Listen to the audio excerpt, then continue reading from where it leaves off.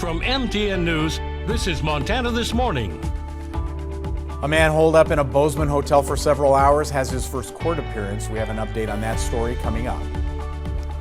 I'm Jonathan Amberian in Helena. State leaders say they've reached a milestone in allocating money from the American Rescue Plan Act. I'll give you an update on how much of that money has been used so far.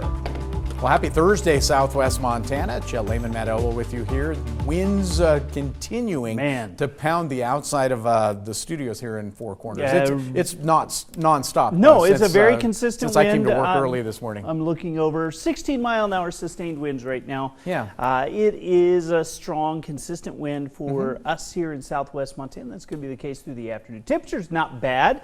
Until you Underneath factor all in, of that, you have to factor in the wind and the wind chill. 30 degrees out toward West Yellowstone. Once again, looking at scattered showers for the afternoon today. We've been talking about it all week. Mainly talking rain showers in the valleys. We may see a brief period where there's a rain-snow mix. Feels a little chilly tomorrow, though. A round of snow moving in. We'll talk about a winter storm warning out for Southwest Montana. Today, pack the umbrellas or the rain jackets. Temperatures may be in the 50s, but it will be windy and rainy. We'll break it all down for you from the windy weather patio in just a few minutes. All right, thank you, Matt. 6:31. Now we have an update on a story about that standoff that shut down a busy Bozeman street for several hours, including during rush hour on Tuesday. TN's Edgar Cedillo was in Justice Court yesterday and has our report. Man involved in an 8-hour standoff with Bozeman police on Tuesday afternoon made his first court appearance on Wednesday morning. 34-year-old James Fields is being charged with felony assault with a weapon and felony criminal endangerment. We're learning more details today about the situation. According to the arrest affidavit, Fields contacted dispatchers around noon on Tuesday. During the call, Fields had told his sergeant they had a .40 caliber firearm, a gas mask, and had made threats to shoot through his hotel room and through the doors.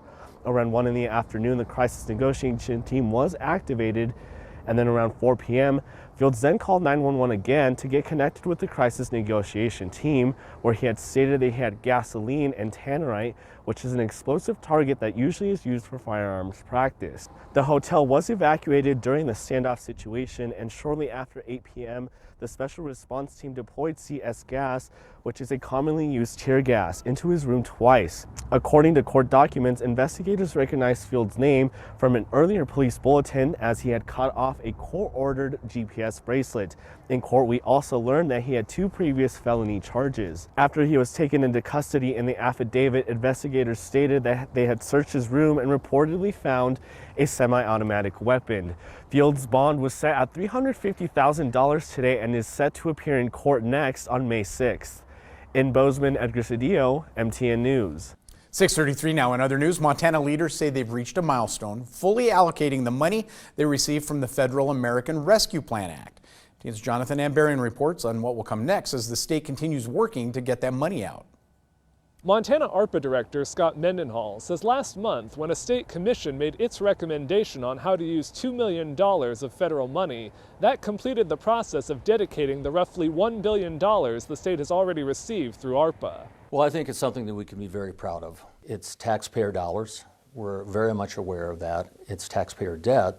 A report from a national think tank says Montana was among the first 4 states to fully allocate its first round of ARPA funding. According to a state dashboard, as of April 5th, Montana had approved the planned uses for more than $800 million it received directly. $393 million of that money, just under half, has been awarded for specific recipients, and around $150 million has been paid out so far. In some cases, like the roughly $400 million set aside for water and sewer projects, the state says ARPA money won't be spent until the work is completed and the recipients get reimbursed. Mendenhall says it is possible some money may get reallocated if it's unused. That could include cities and counties that don't use all of their minimum allocation for water and sewer. If they don't do so by the end of this year, then those will revert back to sort of the central fund, and those will be distributed through existing program that is competitive. So we've already got a contingency plan in place for those. On Wednesday, a state commission approved another round of competitive water and sewer grants, totaling more than $118 million. One of the largest single investments will be the more than $200 million set aside for expanding broadband service in Montana. That money is coming from the second round of ARPA funding, which the state hasn't received yet from the federal government. Authorities plan to start awarding grants for those projects starting this summer. In Helena, Jonathan Amberian, MTN News. All right, thank you, Jonathan. Meantime, 6:35, it's something that we have followed closely for years, burn pits, and the fight by veterans to get sufficient coverage for being exposed to them while serving in Iraq or Afghanistan. Many are upset that Congress isn't acting more quickly to provide benefits and health coverage. So what's the holdup? What are the concerns? Our Joe St. George goes in depth. From Veronica Landry, a lot of people look at me and they're like, why at your age do you have to have oxygen? to Leroy Torres. I was living by the infamous burn pits. We have shared with you plenty of stories about veterans and burn pits over the years. To refresh your memory, a burn pit was often used in Iraq and Afghanistan by the military to get rid of waste. Jet fuel was used to keep the fires going. Typically, they looked like this. The problem, all that burning created toxins that many service members and contractors believe made them sick.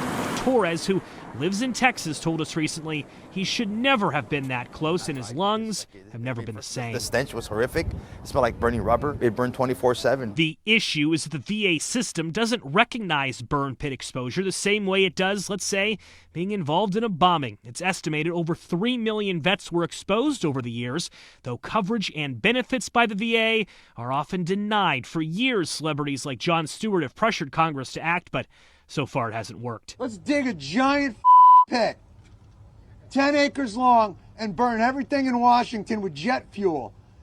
And then let me know how long they want to wait before they think it's going to cause some health problems. You're probably asking yourself the same question that I asked myself. Why are lawmakers not providing these benefits already? And like many things in politics, it's because the issue's complicated. This will lead to longer wait times for veterans.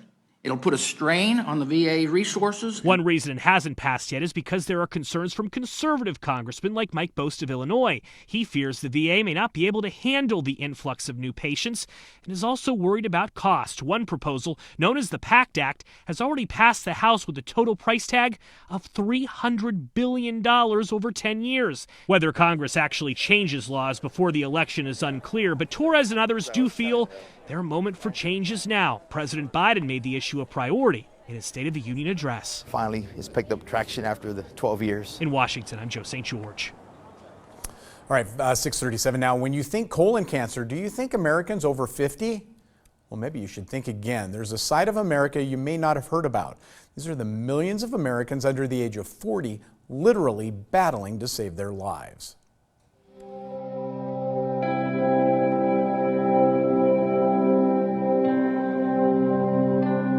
I actually had a doctor tell me, and this is a quote, "People like you don't get cancer," end quote.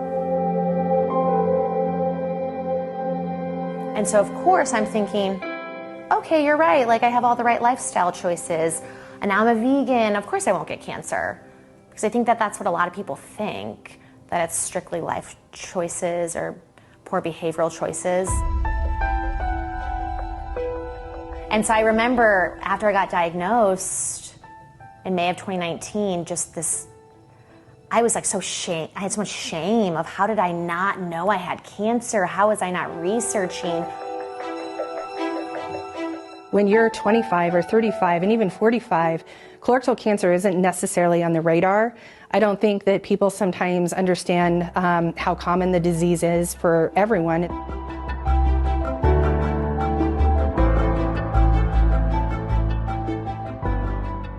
There's a lot of debate about if we should be moving the screening guideline for the average risk population even lower than age 45. I even think if I would have been screened at 30 a year earlier, I probably wouldn't be stage 30.